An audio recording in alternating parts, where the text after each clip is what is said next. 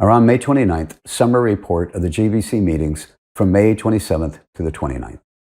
The following is based on an article that was written by Lochan Anandadas, December 13th, 1999, and published on vnn.org, which is now VaishnavanewsNetwork.org, that has the historical, records there.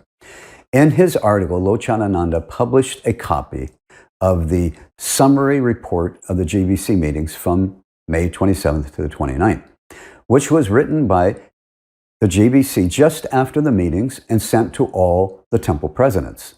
Lochanananda was a temple president at the time in 1977, and he still had his original copy when he wrote his article in December of 1999.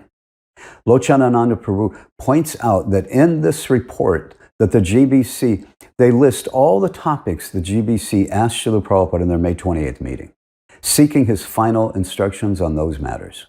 And the report gave Srila Prabhupada's answers and instructions on how to handle the various issues.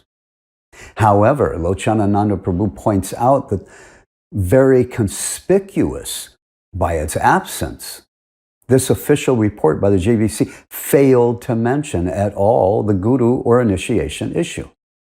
The GBC had intentionally left out the two questions they had asked Srila Prabhupada regarding initiations. And likewise, they left out Srila Prabhupada's answers. It was over 20 years later when Lochanananda Das saw the actual list of questions and the GBC's report of what Srila Prabhupada allegedly had said.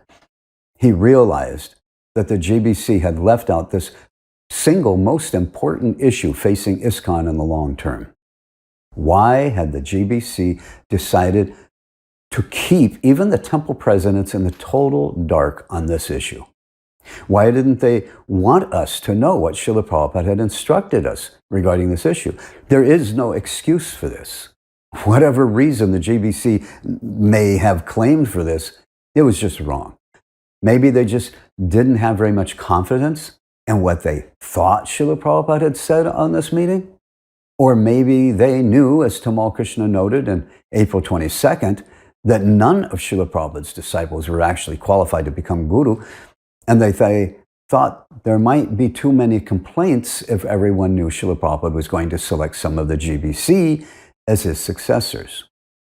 Maybe it was because of this, or maybe it was because of that, or maybe it was something else. And that's the problem that is created when our leaders do something like this. It creates grave suspicion and mistrust, as well as rampant speculation, which was Lochanananda Prabhu's point he made in his 1999 article. He pointed out that when he and other devotees discovered that the GBC had purposely left out any mention of their asking Srila Prabhupada about this most important issue, and Prabhupada's reply or so-called answers to that issue, in their official report that they sent to the temple presidents, he said that it undermined his and other devotees' trust and faith in the GBC's leadership.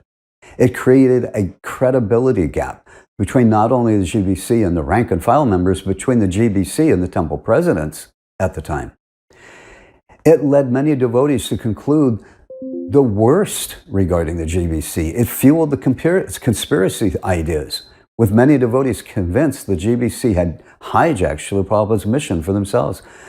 The blame for such suspicion and resentment rests on the GBC for trying to keep important matters secret.